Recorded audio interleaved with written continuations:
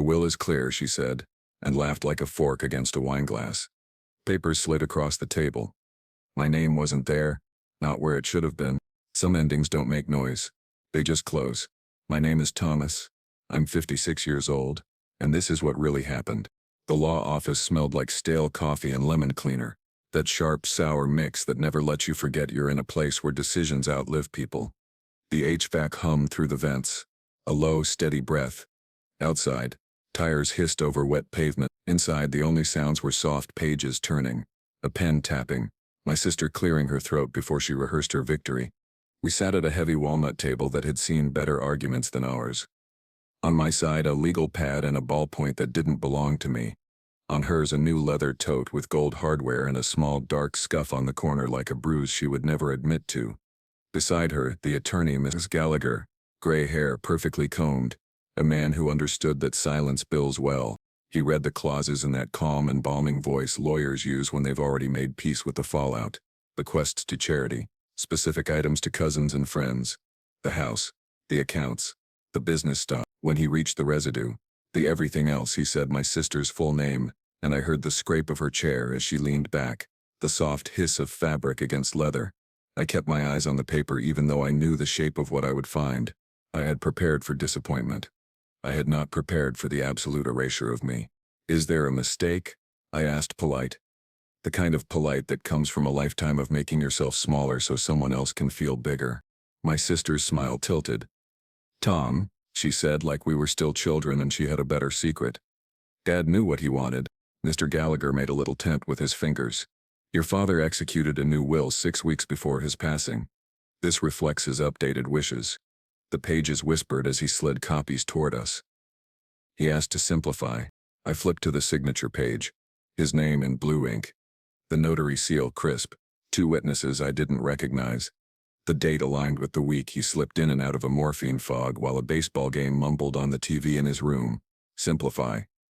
That was not a word my father used. He kept spare keys to his spare keys. He labeled freezer containers with the day of the week for rotation. He hid money in coffee cans and then drew a map of the coffee cans and hid the map inside the bread machine he never used. My sister's laugh came quick and soft, like she couldn't help herself. Like she couldn't help herself. The kind of laugh you make when you've already spent what isn't yours. I looked at the paper again. It felt thin under my palm, slick, like if I held it long enough it would crinkle and confess. My mouth tasted like pennies. I don't cry in offices. I don't give anybody that. But there's a sound your chest makes when it learns a new kind of empty. It's quiet, personal. A door closing down a hallway you forgot you left open.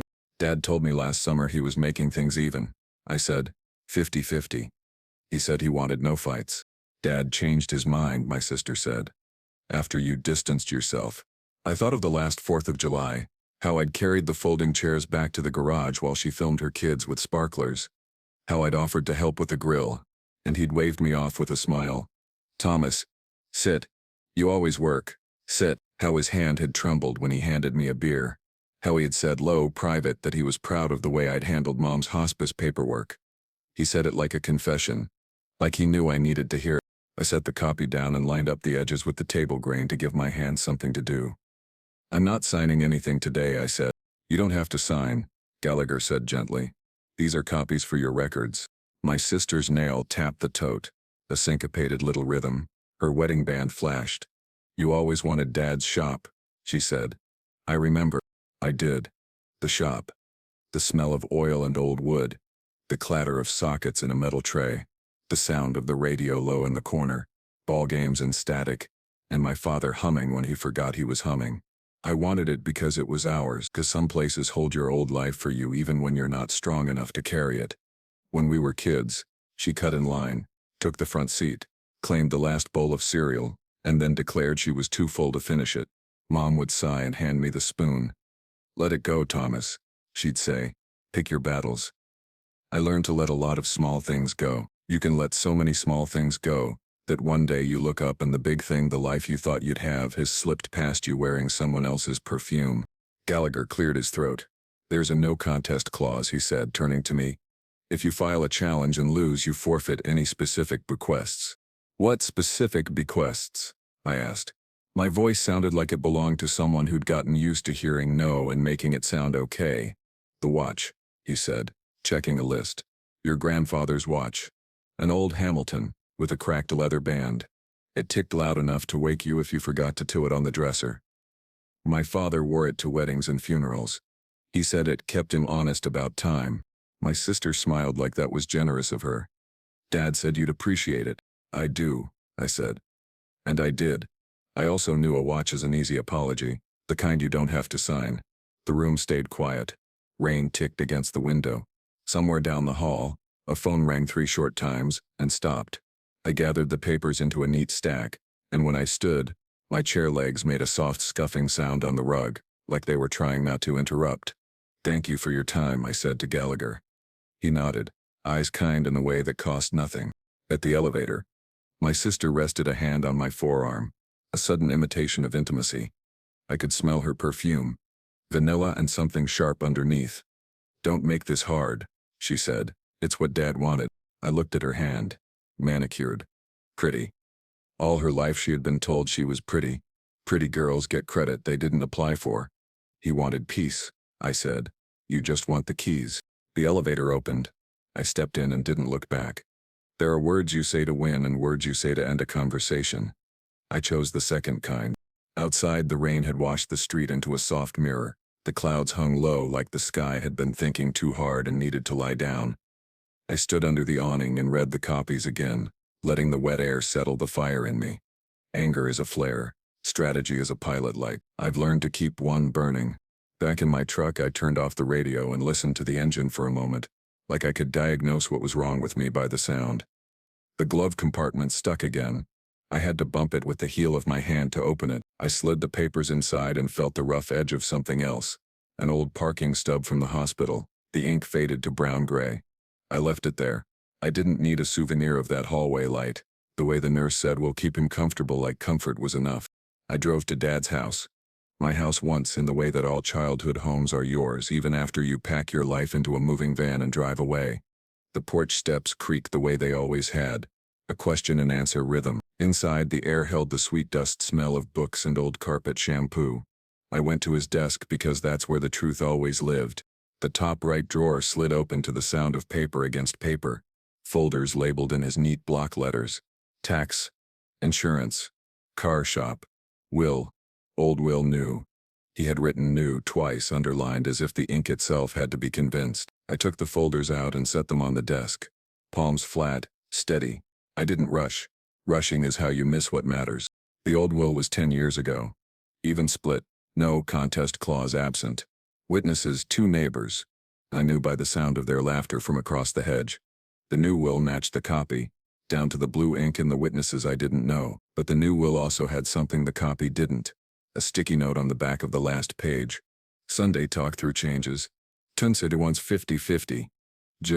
Iberche. That would be Gallagher. He's not a sticky note kind of man. But my father was. He stuck notes to everything. More handles, TV remotes, the handle of the pantry door. The pen stroke on the G looked rushed. The ink a shade darker, as if the pen had been new. I checked the date on the will again. Wednesday. But the note said Sunday. Somebody was lying to either a page or a memory. I rubbed my thumb along the corner of the paper and felt a tiny impression beneath the top sheet. I held the page to the window. The light shifted through, thin and white. I could see the ghost of a phone number scribbled lightly, then crossed out. The last 4 digits looked like the shop's old landline, the one that never made it into his cell contacts because he liked to dial it. I put the wills aside and opened the other folders. In shop there was a list of serial numbers for the equipment, receipts for repairs, and a yellowing certificate of incorporation from the 80s. In insurance, I found policy statements and a beneficiary change form stapled to a blank envelope. The beneficiary line named me, not my sister, for a policy I didn't know existed. Small but not nothing. In clock, an old title with my name penciled on the back with a question mark. He had been thinking in pencil, while everyone else wrote on stone. I checked the bottom left drawer. The one that stuck. It resisted, then gave up. Inside a shoebox. Old running shoes, laces tangled like old arguments. Beneath them a bundle of index cards tied with twine. Each card a date, a note, a memory he didn't trust to live in his head. Met with Reed Will. Willow. Tiva says keep it even. Eat says simplify. The ear made my stomach go cold. Elaine, my sister, she had a way of turning words into sugar cubes you swallow without tasting. There was an index card with a coffee stain in the shape of a ragged circle. Sunday. Tack after church. Bring documents. No date, but tucked next to cards from the same week as the new will. I turned the bundle over and felt a smaller card slide loose, the edge rough where it had caught on the twine. Tom, check the bank box if anything happens. 11:27. Keyed blue jacket. I didn't move for a moment. I could hear the house again, the refrigerator kicking on, a neighbor's lawnmower starting up 2 doors down, the faint tick of that Hamilton watch on the dresser in his bedroom. It was still here. He must have left it for me as promised. A watch, I thought, and a message. Sometimes a thing that tells time is also a thing that tells you what to do next. I stood and went to the hall closet. The blue jacket was there, a windbreaker from a company picnic 20 years ago. The fabric made a whispery sound when I lifted it from the hanger. In the pocket, a small paper envelope with the bank's logo, the adhesive worn soft, inside a key taped to an index card. 11:47. I sat on the edge of his bed and let the mattress sigh under my weight. The room smelled like shaving cream and cedar. On the nightstand, an old church bulletin with the hymns underlined in ballpoint. He'd circled "Blessed be the tie that binds," then drawn a line to the margin and written "Ask Kusta about the shop succession." My chest tightened. I didn't know if that was love written there or guilt. Maybe both. People like to pretend those two don't share a fence. I called the bank. The branch manager put me on hold with a song from my 20s and then came back with a voice that had learned to be kind in 10-second increments. "Mr. Carter, we'll need ID and the key. If you're a cosigner, we can grant access. If you're not, we'll need proof of executorship or a court order." "Who is the cosigner?" I asked. "Just a moment." The line clicked softly. "It looks like Mr. Carter alone." I thanked her and hung up. Alone. That word again. It cuts both ways. Alone on the paperwork might mean someone trusted you, or it might mean they trusted no one else. I looked at the key. Brass, worn at the edges, heavy for its size, the kind of key that outlives the locks it opens. The front door opened and closed. My sister didn't knock anymore. She never saw the point. "You hear?" She called too bright. "In Dad's room," I said. My voice made the walls feel closer. She appeared in the doorway, eyes scanning the desk, the bed. Me. She saw the key. Her smile thinned. "What's that?" "A key," I said. "To what?" "Something Dad wanted me to check if anything happened." I let the words sit on the quilt between us like a small animal deciding which way to jump. She stepped closer. Her perfume pushed the air. "Thomas, don't start this. Please." "Start what?" I asked, looking at what he left. "He left you the watch," she said, a little too fast. "Don't make this ugly." I looked at her and felt the old urge to smooth it over, to be the good son, the easier child. I let it roll through me and past me. "You made it ugly," I said quietly. "You just did it in an office that smells like lemon so it felt clean." She flinched like I'd flicked water at her. "Dad didn't want to fight. He wanted a conversation on Sunday," I said. "Did you take him there on a Wednesday instead?" Her eyes slid just enough. "He was tired. He wanted it done." "People do a lot of things when they're tired," I said. "They sign what someone puts in front of them, and they hope the person they raised will do the right thing." She crossed her arms. The bracelet on her wrist clicked against her watch. "If you contest, you'll lose the watch." I smiled and surprised myself. "And don't raise my voice," I said. "I raise my standards of proof." It came out cleaner than I expected. Maybe I'd been writing that sentence in my head for years without knowing it. She stared at the key again. "You can't just go poking around," she said. "I can," I said, "and I will. That's not poking. That's protecting." Then softer, because there was a part of me that still wanted a sister more than a settlement. "You could tell me the truth." Her face arranged itself into innocence. It didn't fit as well as it used to. "There isn't anything else," she said. "You know how Dad was paranoid about papers." I nodded slowly. "Maybe," I said. "Or maybe he was an archivist of his own heart." Another sentence that sounded like it had been waiting for me. "Some people call it justice." I added, more to the room than to her. "I call it necessary." She let out a breath that was almost a laugh and shook her head like I was a story she'd already told herself. "The ending, too." "Don't be dramatic," she said. "Take the watch." Let this go. I looked at the Hamilton on the nightstand. It ticked. I held it to my ear. The sound was louder than it needed to be. Time isn't dramatic, I said. It's honest. After she left, the house felt bigger, like air had moved back into rooms it had been avoiding. I'd put the key and the index card in my pocket and went back to the desk. I stacked the two wills, old under new, because that was the order of the lies now. I took photos of every page with my phone, each click a small act of refusal. I made a list on the legal pad I'd taken from Gallagher's office. Witnesses to track down, hospital shift logs to request, a copy of the medication chart from the week he signed, the name of the notary to verify. I wrote Sunday next to the sticky note and drew a box. A box is how you tell your future self a question needs an answer.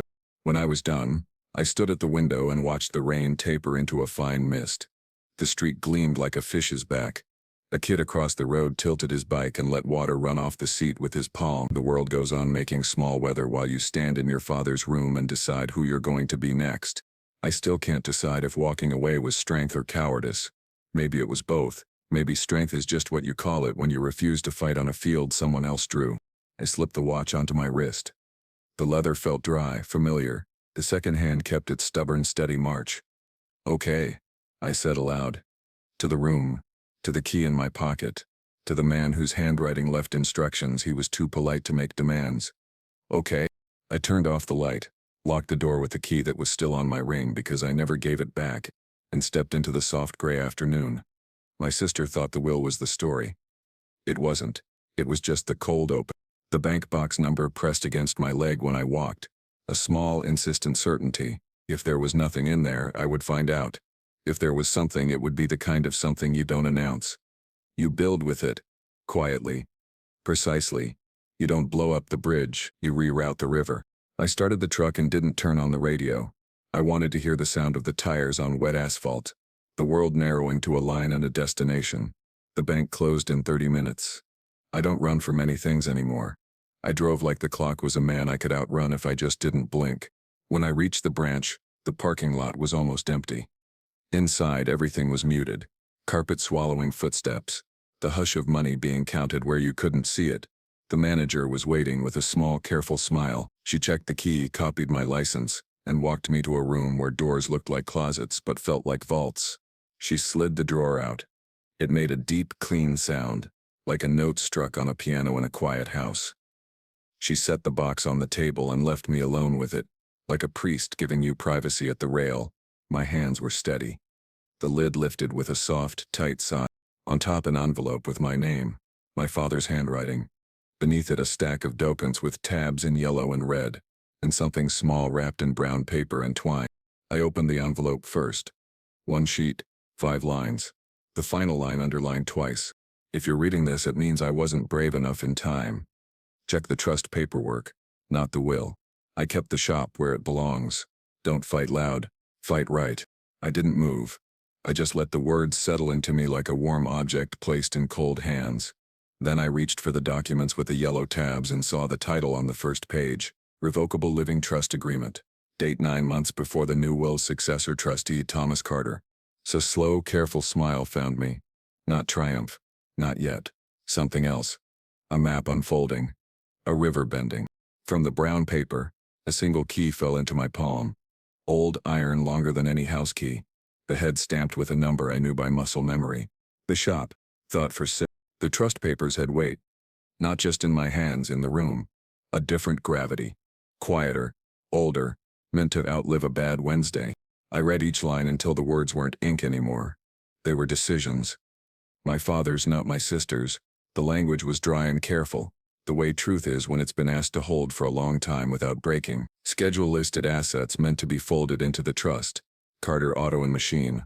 All fixtures and goodwill. The shop wasn't just a place. It was a named thing. A proper noun with a pulse. The bank manager knocked once and stepped back in. Everything all right, Mr. Carter? It will be, I said. I'll need copies. My voice sounded level. That was new. Somewhere between the will and the vault. A wire inside me had stopped buzzing. She made the copies while I stood there breathing in that metallic, cooled air smell that banks never quite get rid of.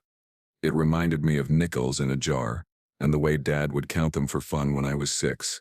Money isn't just numbers, It's memory coded into paper and metal. Paper doesn't love you back, but it remembers.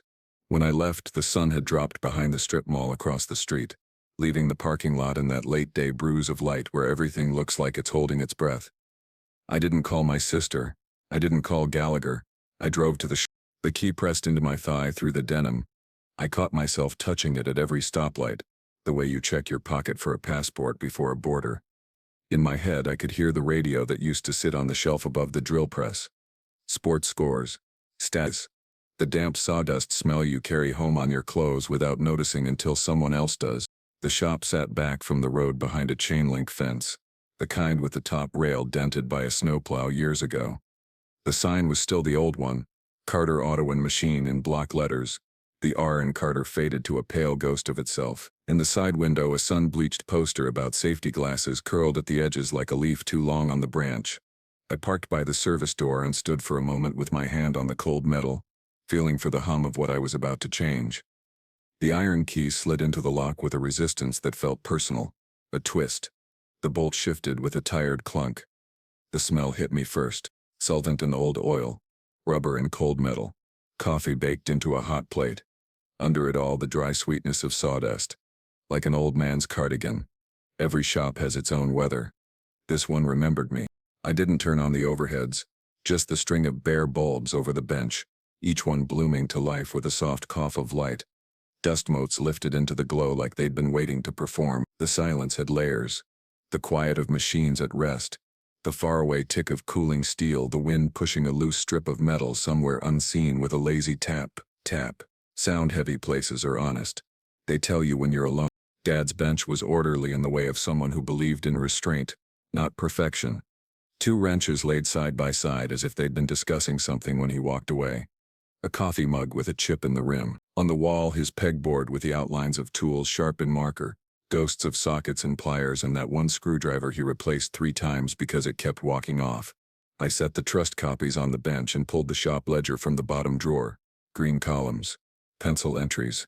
His handwriting small and consistent. Numbers like little fences around the truth. Receivables. Orders. A note in the margin. Replace compressor belt, ask Tom about brand. The date was 3 months before the hospital. He'd thought I would be here to answer. That hit harder than I expected. The office door creaked when I pushed it open. Inside, the air was just a degree warmer, a soft stale from being closed too long. On the desk, a dent where his elbow always rested. A stack of invoices under a paperweight shaped like a piston, and a small black notebook with an elastic band. I knew that notebook. He called it his brain with lines. He wrote down anything that didn't want to stay put in his head, not because it was weak there, but because he respected the lift. The first page, trust signed. Gallagher to file deed. Elaine thinks it's too much paper. Tom to take over when ready. Ready. That word swept over me like someone had opened a door to winter. Ready when? Ready how? The next pages were lists. Suppliers, parts, jobs held over for spring, then a page that wasn't a list at all, just a sentence. Don't let the will be the loudest thing in the room. I sat back and let the sentence say what it needed to say. You don't argue with the dead when they're that clear. You take notes. I checked the file cabinet for the deed. The manila folder was there, wary a deed. Carter Auto and Machine, tucked inside. A deed of gift transferring the property from him to the trust 9 months back, notarized by a woman named Sanchez, whose name I didn't recognize. The notary's stamp was clean. The trust's name matched the bank papers. If the property was in the trust, the will couldn't touch it. Wills direct what you own. Trusts own what they're told to own. The shop had already been told. There was also an assignment of membership interests for a small LLC he'd set up to hold the equipment. He'd moved that too. He hadn't been passive. He'd just been quiet. It made me both proud and angry. The way you feel when someone solves a problem you didn't know you had, and then dies with the answer in their pocket. I took pictures of everything, sent them to my email. Then I did the thing he told me to do in his note. Fight right. I pulled my phone and called a number I hadn't dialed in years. Whitaker Machining, a voice said. Gus. Forearms like bridge pilings. A laugh like gravel and bourbon. Gus, it's Tom Carter. There was a pause heavy enough to bend a floorboard. Tom, I heard about your old man. I'm sorry. Thanks, I said. You free to talk a minute? For you, always. I told him the short version. Well, sister, trust, shop. I could hear him breathing on the other end. Then the sound of him wiping his hand on a rag the way he did when he had to measure twice. Your dad came to see me when he did that trust, Gus said. Wanted to know how I handled it when my brother got grabby. I told him lock the doors with paper. Keys are for metal. Papers for doors who can't see. He cleared his throat. He filed a memorandum of trust at the counter. Quiet little thing. Shows the world the trust exists without giving it your underwear size. You sure? I went with him to the recorder, he said. He made me stop for chicken on the way back. Ate half in the truck and said, don't tell Elaine. She'll say it's too greasy. I told him Greece is a religion where we're from. I felt something loosen in my chest. You still have the clerk's name? I asked. Still got the receipt, he said like it amused him. Your old man paid cash and asked for an extra copy because he didn't trust the copy machine. You know how he was. I do, said. I could see him in the passenger seat, napkin stuck to his finger, grease shine on his lip. My throat tightened, and I let it. There's a kind of grief that stings like solvent in a cut, sharp, honest, cleaner than anger. Tom, Gus said, voice low. I heard Elaine's been talking about listing the shop building. Realtor sniffed around last week. I told him the only thing for sale around here is my patience. I closed my eyes. There it was.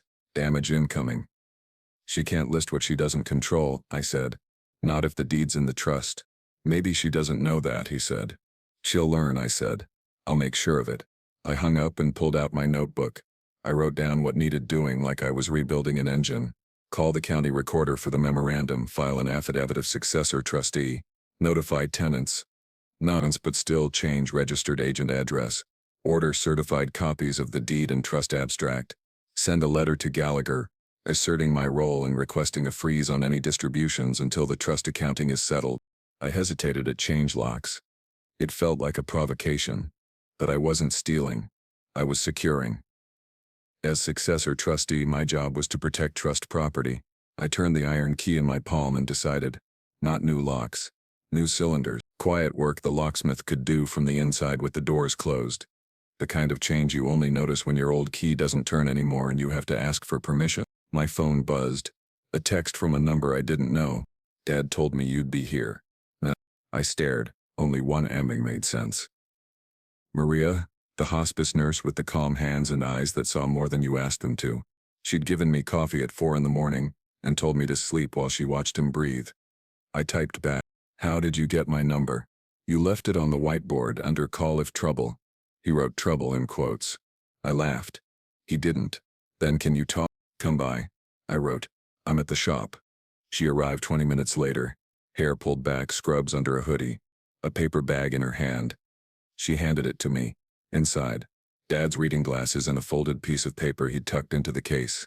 He asked me to give you this if you looked like you were carrying a piano up the wrong staircase, she said, leaning against the counter like she'd been in machine shops all her life.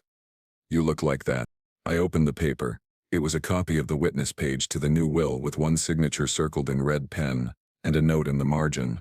Ask Deacon Ray if this is his. Next to it, a phone number. He talked about a deacon, Maria said. Said the man has good hands. Said good hands don't sign what they don't see.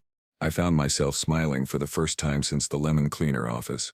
You ever think about going into detective work? I asked. She shrugged. Hospice is detective work. You watch people tell the truth without using words. Then softer. He said you do right by the shop. He said you listen to what places say. After she left, I called the number. A man answered in a voice made of fence posts and Sunday mornings. Ray speaking. Deacon Ray, this is Thomas Carter. I said, you witnessed my father's will? A pause. A small exhale. I was told I did, he said. Told, I asked. Mr. Gallagher came by the church office. Said your daddy had signed at home. Said he needed the second witness. And could I attest to his signature because I'd known him 30 years? I said that's not witnessing. He said the law allows acknowledgments in certain cases. He cleared his throat. It didn't sit right. And then your daddy came to me that Sunday and said, if a paper asks for you to watch something, don't let another man tell you the watching already happened. Would you be willing to say that in an affidavit? I asked. For your father? He said. Yes. He paused. You know, he came to choir practice sometimes just to listen. Said the alto sounded like an engine when it's finally tuned right. He laughed softly. Man knew machines and tenors. After we hung up, I stared at the trust paperwork again. Legal, financial, social. He dons a route that matched the title of his life, not the title my sister wanted on a deed. Revenge. If you can even call it that. Wasn't loud. It was ink in the right columns. It was a door that looked the same but opened for a different key. I went back to the bench and flipped the light over the lathe.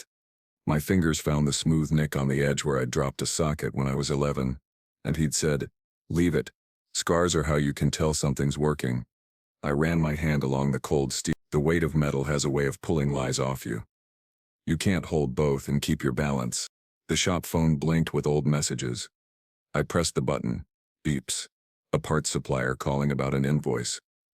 A man from the church checking on a donation pickup. Then a voice I knew too well. "Dad, it's Elaine. I talked to Gallagher. He said we should do the will this week while you're, before you forget what you want. Tom's been busy. I'll handle it. Love you." She said love like an apology stapled to a request. I let the message play twice. Then I saved it. Lies break in the same place twice. That's how you know where to press. I printed a one-page notice on the old office printer. The one that makes soft chirps, like a bird figuring out its song. Notice of successor trustee. Carter Revocable Trust. All inquiries regarding Carter Auto and Machine to be directed to Thomas Carter, successor trustee. I taped it inside the office window at eye level. Not a threat. A fact. Facts have a different temperature. They cool the room. On the way out, I took the old shop clock off the wall. The plastic was warm from the light. The second hand stuck once on the 12, then jumped forward with a faint click. "Keep going," I said to it, because sometimes talking to objects is easier than talking to people. I locked the door and turned to the lot. The evening had gone blue lavender. Across the street, a kid practiced trumpet with the garage door open. Notes wobbled and then held. I stood there a long time listening. Some people call it justice. I call it necessary. When I pulled into my driveway, there were two cars I didn't recognize, and one I did. My sister stood on my porch with Gallagher, both of them framed by the yellow porch light like a bad portrait. She'd chosen a soft sweater, the kind that makes people think you're gentle. He had his briefcase. "You changed the locks," she said, before I'd fully cut the engine. "I changed the cylinders," I said. "The locks are the same. It's a legal distinction with moral benefits." Gallagher tilted his head, that embalmed calm back in place. "Thomas, we don't have to do this as adversaries." "We aren't adversaries," I said. "We're in different rooms. I chose mine. Dad chose his. You chose yours." I held up the trust copy. "He moved the shop into the trust last year. The deed is recorded. I'm the successor trustee. I'll be happy to provide an accounting after I get my arms around operations." Gallagher's jaw ticked. "The smallest tell. Even if that's so, the will governs the residue. Your sister is the residuary beneficiary." "The shop isn't residue," I said. "It's an asset with a name and a key. And we're not at the residue yet. We're at the part where I do the job he gave me." My sister went pale and then pink. A color change I'd seen since we were small when she realized a game had rules she didn't write. "You can't shut me out," she said, voice pitching just high enough to reach the neighbor's porch. "This is family." I looked at her the way you look at a machine you've fixed too many times. Not cruel. Tired. "Family was Sunday," I said. "Wednesday was paperwork. You picked Wednesday." Gallagher lifted a hand. "Let's not escalate. There's a no contest clause. If Thomas contests the will—" "I'm not contesting the will," I said, and felt the exact rightness of it settle on my tongue like a well-balanced wrench. "I'm following the trust." He opened his briefcase and pulled out a letter. "Then you won't mind signing a stipulation acknowledging the will's validity and your agreement not to impede distributions." I smiled without letting it reach my eyes. "I don't sign anything tonight," I said. "I read. I file. I notify. Then I sign what protects my father's intent." I stepped past them toward the door. "We're done," on the porch. Gallagher slid the letter back into the case. "You've always been reasonable, Thomas," he said. "Be careful who's advising you." "My father is advising me," I said. "He left me notes." I watched his face for the flinch. There it was, a blink too slow. He didn't like variables he didn't introduce. Elaine reached out, fingers catching my sleeve. "Why are you making me the bad guy?" she asked. And for a heartbeat her eyes shone the way they did when she was 8 and I'd skinned my knee and she'd cried harder. "I'm not," I said quietly. "You did that without my help." Then, because I'm not as hard as I pretend, you can still tell the truth. She let go. Her hand dropped like it had remembered gravity. Inside, in the cool dark of my hallway, I leaned against the door and listened to their footsteps retreat down the porch steps, the car doors closing, the engine starting. The house held me up. Walls do that when you've been the one holding them for too long. In the kitchen, I spread the papers on the table and drew 2 boxes on a legal pad. Will and trust. Under will, Wednesday witnesses, Deacon Ray's affidavit, hospice medication chart, message from Elaine. Under trust, deed recorded, memorandum at county successor trustee affidavit, bank notified, locksmith receipt, notice posted. 2 columns, 2 wars. I wasn't going to fight them both. I was going to let one cancel out the other, by weight, not by volume. If it were you, would you forgive, or forget? I don't have an answer tonight. I only have the clock and the hum of the refrigerator, and the knowledge that quiet can be a blade if you hold it by the right end. Near midnight, my phone buzzed again. A number I didn't recognize. A text with a single line. Check the back of the watch. I took it off my wrist and turned it over. The cracked leather gave under my thumb.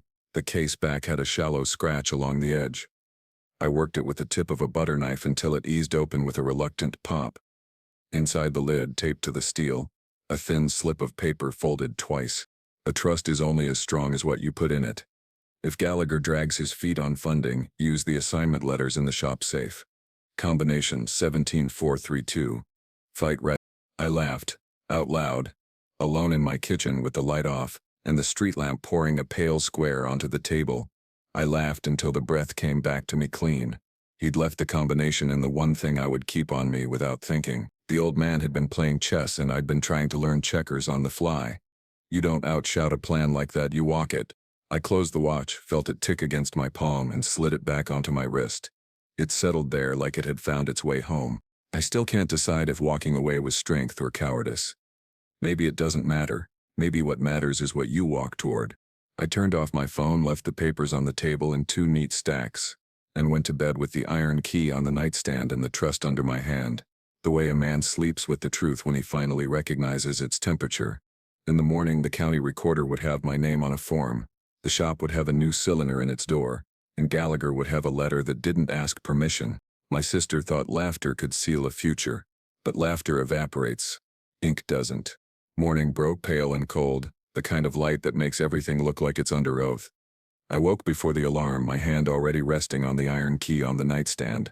Some days you open your eyes and know exactly which door you're meant to walk through. I made coffee black, no sugar, and let it sit in the mug until the steam thinned. I wasn't in a hurry. Haste is how you spill things you can't mop up. Instead, I spread the trust documents, the will copy and my legal pad across the kitchen table. 2 columns. Will. Trust. My battlefield. Under trust, I added a fresh line in neat block letters. Assignment letters. Shop safe. I underlined it twice. Then I drew a 3rd box at the bottom of the page. Witness leverage. That was where Deacon Ray's affidavit would live. Once it was signed. By 8:15 a.m. I was parked in front of the county recorder's office. The building smelled of old paper and industrial cleaner. That dry, sweet scent of a place where history gets filed, not lived. A clerk with tired eyes took my request for the memorandum of trust. She tapped at her keyboard like she was coaxing the truth from it.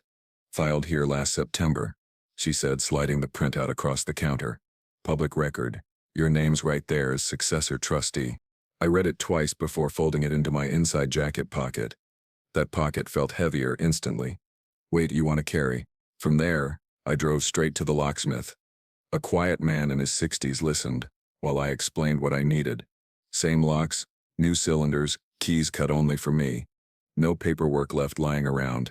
He didn't ask questions, just nodded and promised the work would be done before noon. By the time I reached the shop, the morning sun had found its way through the high windows, casting long, slow-moving shapes across the floor. I unlocked the office, went to the safe in the back, and spun the dial. 17-432. The handle turned smooth like it had been waiting. Inside, wrapped in a manila envelope, were the assignment letters my father had mentioned in the watch note. Each one transferred specific equipment, accounts, and even the shop's small emergency fund into the trust. Signed, notarized, dated months before the new week. I sat down hard in his chair. It creaked under my weight. Familiar. This wasn't just a safeguard. It was a trap door under my sister's claims, one she wouldn't see until the floor gave way. I made copies, locked the originals back in the safe, and slid the copies into my bag. Then I drafted my first formal act as trustee notice of trust funding, a polite, unshakable document addressed to Gallagher, informing him that the shop's assets had been properly transferred and were therefore outside the probate estate. Legal tone, zero room for interpretation. By late morning the locksmith arrived. We worked in silence, the steady rhythm of tools replacing words. When he handed me the fresh set of keys, they were warm from his palm. I held them for a second before dropping them into my pocket beside the iron one.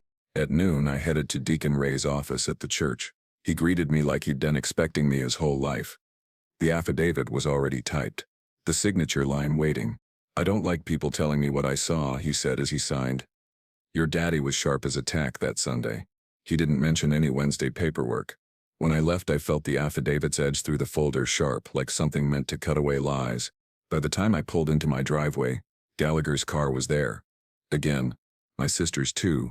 They were waiting on the porch, looking like a matched set of determination and irritation. Gallagher spoke first. "Thomas, we received your notice. It complicates matters." "Matters were already complicated," I said, unlocking my door. "I'm just removing the guesswork." Lane stepped forward. "You can't just take everything Dad built and freeze me out." I turned and met her eyes. "Calm, even. I'm not freezing you out. I'm keeping what he put in my hands safe. There's a difference. You'll get what the will gives you, but you won't get what the trust protects." Gallagher's lips tightened. "You understand this will go to court?" I smiled slow. "I'm counting on it. Courts like paper. I have plenty." Their silence was worth more than anything in the will. Inside I locked the door and sat at the kitchen table. The trust documents spread out before me again. The weight of them was different now. Less like a burden, more like a shield. I still don't know if what I'm doing is about justice, or just balance. But I know one thing. My sister's laughter in that lawyer's office isn't the last sound this story will make. 2 days later the court filing came. A thick envelope slid through my mail slot with the sound of something meant to intimidate. Probate Division. Petition for declaratory judgment. Gallagher's signature sat at the bottom, neat as type, asking the court to confirm the will's exclusive authority over my father's estate, including by name Carter Auto and Machine. My sister had signed an affidavit claiming Dad expressly intended for her to receive all business assets unencumbered by outside claims. Unencumbered. That word stuck in my teeth, like she was trying to scrub me out of my own bloodline with a legal eraser. I read the petition twice, set it down and went to the shop. If they wanted a fight in black and white, I'd give it to them in ink, so dark it bled through the page. The shop was quiet, the kind of quiet that feels like it's listening. I went straight to the safe. This time I pulled everything: assignment letters, trust deed, memorandum of trust, bank box inventory, Deacon Ray's affidavit. I laid them on the bench like parts before assembly. A plan is like an engine. You can't just drop the pieces on the floor and expect it to run. You line them up, you fit them together, you torque each bolt to spec. By noon I was sitting in a corner booth at Keller's Diner, papers spread before me, coffee cooling beside my hand. Across from me sat Claire Monroe, estate litigator, sharp as a box cutter and twice as quick. She'd been a friend of my father's from Rotary Club days, and when I called her she said, "Bring everything." I like puzzles. She read in silence for 15 minutes, flipping pages with a precise, practiced motion. When she looked up, her eyes were bright. "They walked you right into this," she said, "but they don't know they've already lost. The trust was funded. The assets were titled out of your father's personal name before he died. That puts them beyond probate's reach." She tapped the assignment letters. "And these are your kill shots." I nodded. "They'll try to say the will revokes. Wills don't revoke trusts," she said, smiling faintly. "If they want to claim the trust's invalid, they'll have to prove incapacity or undue influence at the time the trust was signed. Which means they can't lean on his condition the week of the will. They'd have to go back 9 months. Good luck with that when we've got a notary, a recorded deed, and a witness who's not on their payroll." I leaned back. "So we don't just defend, we move first." "Exactly. Petition for confirmation of trust ownership. Motion to compel turnover of trust property." And she flipped to Deacon Ray's affidavit. "We slip in this little gem as Exhibit C. It doesn't just undermine their credibility, It makes the will smell like tampered evidence. I couldn't help it. I smiled. Not wide, not gloating, just the kind of smile you make when you see the last piece click into place. Claire closed the file and sipped her coffee. You ready to let them know they picked the wrong Carter? I've been ready since Wednesday, I said. That afternoon, the filings went out. By the next morning, Gallagher had called twice. I let it go to voicemail. My sister texted. We could still work this out quietly. Quiet was my territory now.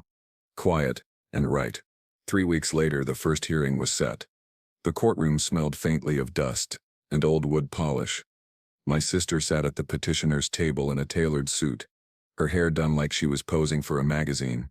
Gallagher shuffled papers with that same embalmed calm. Claire rose, announced herself, and began laying out the trust chain of title like a surgeon explaining each incision. When she placed the assignment letters before the judge, Gallagher's pen froze mid-note. Then came Deacon Ray. He took the stand, voice steady, hands folded on the rail. No, he said when asked if he witnessed the will signing. I was told I had, but I wasn't in the room. And Mr. Carter told me himself. Sunday was when he wanted to talk about changes. Wednesday wasn't his doing. The words landed heavy. The judge's eyes sharpened. Gallagher's calm slipped. A blink too long, a jaw muscle tight enough to hum. By the time Claire finished, it wasn't a question of whether the trust owned the shop. It was how quickly the court would order them to back away from it. The ruling came in under 2 weeks. Carter Auto and Machine is confirmed as property of the Carter Revocable Trust. Exclusive management by the successor trustee Amy. Petition denied. I read the order in my truck outside the courthouse. No, whoops, no fist pumps, just a slow exhale I felt in my bone. That night I went to the shop alone, unlocked the service door, turned on the string of bare bulbs. The tools were still there, each one in its outline on the pegboard. The clock on the wall ticked steady. And for the first time since the will was read, I let myself say it out loud. It's ours, Dad. It's still ours. Outside, the sky was that deep cobalt just before night takes it. The air smelled faintly of rain. Some people call it justice. I call it necessary. 2 weeks passed before my sister showed her face again. Not in person, she's too careful for that now. Instead, a thin envelope arrived, her handwriting on the front. Inside was a single sheet of paper, no letterhead, no lawyer's stamp, just her words. Congratulations on your little court win. Enjoy the shop while it lasts. Some of us know how to play the long game too. I read it twice, then set it down on the workbench beside a half-finished carburetor rebuild. The edges of the page curled in the draft from the shop fan. She wanted a reaction. Not today, because while she was licking envelopes, I'd been doing my own quiet work. After the ruling, Claire suggested we audit every asset in the trust. Not just the shop. Everything my father might have moved quietly. Over 3 long evenings at the shop, I combed through his black notebook, the bank box inventory, and the file cabinet in his old office. That's when I found it. A slim green folder, wedged behind the compressor maintenance log. Inside, an unsigned letter to Gallagher, dated a month before Dad's death, drafted in my father's meticulous block print. The kind of letter you write once by hand before you have it typed. Please prepare quitclaim deeds for the lake cabin and surrounding property to be conveyed into the Carter Revocable Trust. Keep this off Elaine's radar until recorded. She'll make it complicated. My pulse kicked up. The lake cabin wasn't mentioned in the will or the trust Schedule A. If Gallagher had forgotten to transfer it before Dad died, it would have defaulted into the probate estate, meaning my sister could have claimed it. But if I could prove Dad intended the transfer and had started the process, I might still get it moved. Claire's voice echoed in my head from our last meeting. Intent, in writing, changes everything. I scanned the letter, filed the original in the safe, and drove straight to her office. She didn't even sit before reading it. If Gallagher didn't act on this, that's negligence. Maybe worse. We can petition the court to enforce the intended transfer under constructive trust principles. By the following week, we'd filed. Gallagher's side sputtered about speculation and incomplete execution, but the handwriting and date lined up with bank withdrawals Dad had made for back taxes on the cabin. The judge didn't rule right away, but she ordered Gallagher to produce all correspondence related to the property. That's when the real crack opened. Among the documents was an internal email between Gallagher and my sister. Tom doesn't know about the cabin.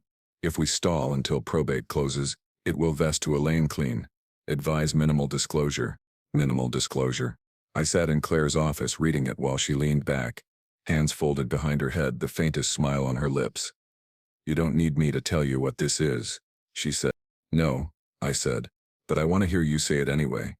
"Collusion," she replied, "and exactly the kind of thing judges don't forgive." At the next hearing, Claire slid the email across the table to the court clerk. Gallagher's face went still, the kind of stillness that isn't calm. It's calculation and freefall. The judge didn't bother with a long speech. She ordered the cabin deeded to the trust and referred Gallagher to the state bar for review. When we stepped out into the hall, my sister brushed past me without a word. Her perfume lingered, sharp, sweet, cloying. It smelled like losing dressed up as Grace. That night I drove out to the lake. The cabin lights were still on a timer, casting a warm square into the dark water. Inside, everything was just as Dad left it. The chipped enamel coffee pot on the stove, the creak in the third floorboard from the door, the stack of yellowed Field and Stream magazines by the couch. I stood there for a long time, just listening to the silence settle around me. Not victory, not even relief. Something steadier. She thought cutting me out of the will was the end. But wills fade. Paper fades. The things you fight for, the ones that really belong to you, they stay. And so did I. Some people call it justice. I still call it necessary.